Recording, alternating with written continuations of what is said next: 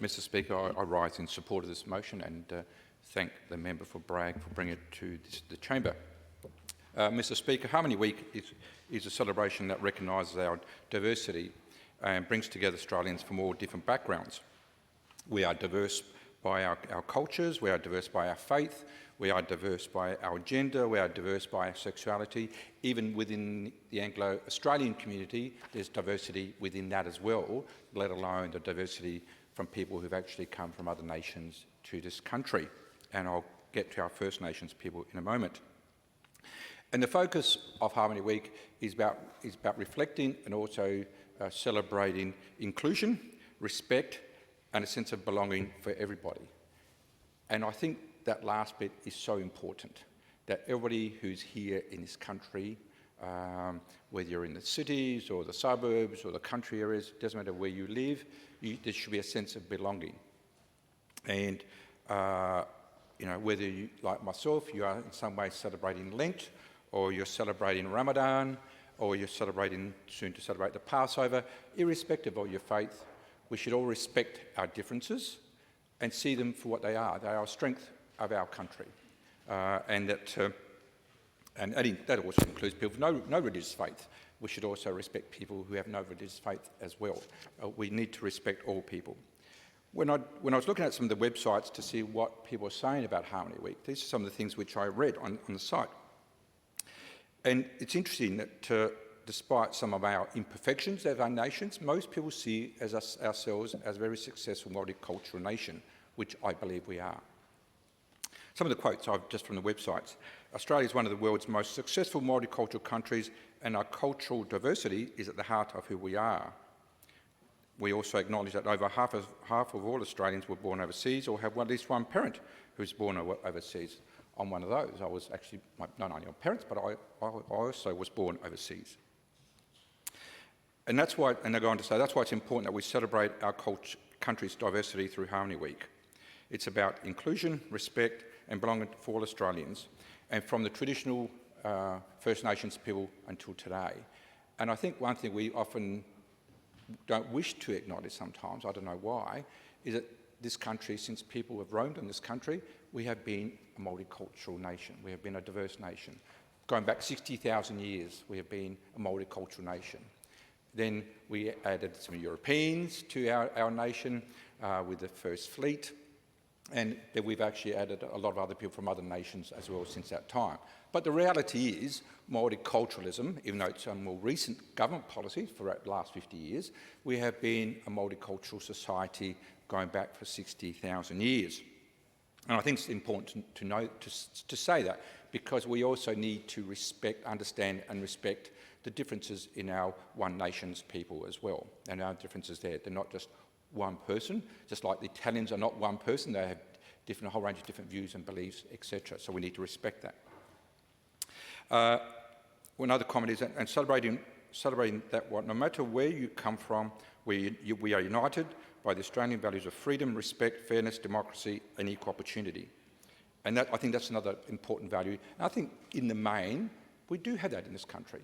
We do have some imperfections from time to time, but in the main, we do have that. So, and I just then also like to quote some of the things which our Federal Minister for Immigration and Citizenship has said too recently. He goes on to say that the week reflects the fact that Australian society is made up of many parts, each adding to the richness of our diverse and wonderful multicultural nation. He goes on to reinforce, which I'm glad he has done, we share our vibrant land with the world's oldest continuing culture. Our First Nations people have cared for country for more than 60,000 years and contribute so much to our sense of national identity. We can be diverse, we can be multicultural, whole range of differences, but we can still have a strong sense of national identity. And I think this is where we do it better than a lot of other countries. We do it better than, I think, than the USA, I think, and some other countries as well. We do it much better. We have had waves of migration to this country. Like I said, I'm a migrant to this country as well. Yes, initially there's always some friction in those waves of migration, but over time we integrate. We learn from each other, and we develop a truly multicultural nation. Before the Italians, it was people from Eastern Europe, post-World War II. We've had people from Asia during the 70s and 80s. And yes, initially some friction. But now we look at each other, we look around, we just think they're Australians. And certainly the children of people who've migrated here see themselves as Australians.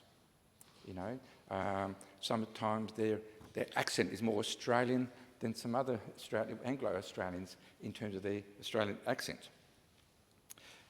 It's also important, Mr. Speaker, for those good things I've just talked about, is there's also we need to recognise, acknowledge that this year, for many Australians, and I say many Australians, it's a difficult time to celebrate Harmony Week due to the ongoing conflicts overseas that touch the lives of many within our community. At this point in time, while we actually quite rightly celebrate our diversity and all our good things which happen in this country, there are people in Australia who have had family or friends in the middle of conflicts overseas, and some devastating conflicts at that. So it's in these times that it is crucial that we remember that what our shared values are of respect, unity, compassion, that underpin our multicultural nation, and reflect on how these principles can guide us towards peace and understanding. And that's very important, Mr. Speaker, because what we say in this place, or what other community leaders say, or what other people in business say, is important. It is important. We cannot sometimes, by our words, change what happens overseas and affects the people who live in this country, who have family and friends overseas in these conflict areas. And an obvious one at the moment is obviously the conflict in Israel and Palestine. But what we say here can either help with integration, can actually help with actually that sense of belonging, which is a theme of Harmony this week. It's about making sure we all belong, because what we say will either make those people who have born overseas or their parents have been overseas, that sense of belonging. And I think, in my view, a lot of our political leaders have, in this regard, failed that test, in the sense that what we have said about this conflict has not actually meant for a lot of people to feel like they belong to this country.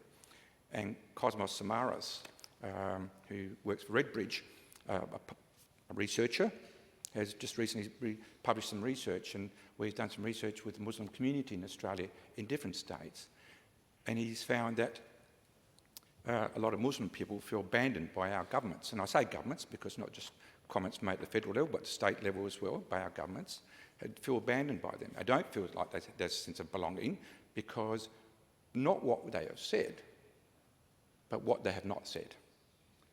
The silence on this issue from some of our political leaders has been as damaging as some of the inappropriate comments made by others, because we haven't actually reached out to make sure that we understand and express our compassion for what the grief and pain they are feeling in this community, our community, about their brothers and sisters in Palestine and Israel. And I say Palestine and Israel because there's quite a bit of grief amongst our Jewish community for what happened in Israel on October 7th. But since we have, I think in some ways we have dealt with this October 7th matter better than we have dealt with the post-October 7th. Quite rightly, our leaders made sure that people of Jewish background felt that Australia could be their home, and that was appropriate. Sadly, I don't believe that has not extended to our Muslim community, and they do feel like they have been shunned. They do feel like they've been abandoned, and it's interesting. Mr. Samaras' research shows that feeling is even stronger amongst women than men. So Muslim women and girls feel this, if you like, isolation more so, and that to some extent makes sense. But I think it's important that we understand that. So we have been a successful country, a migrant country, but I think we also need to make sure that when conflicts do occur overseas, it's not a case of taking sides, it's making sure that we stand on the side of justice, irrespective who the people are.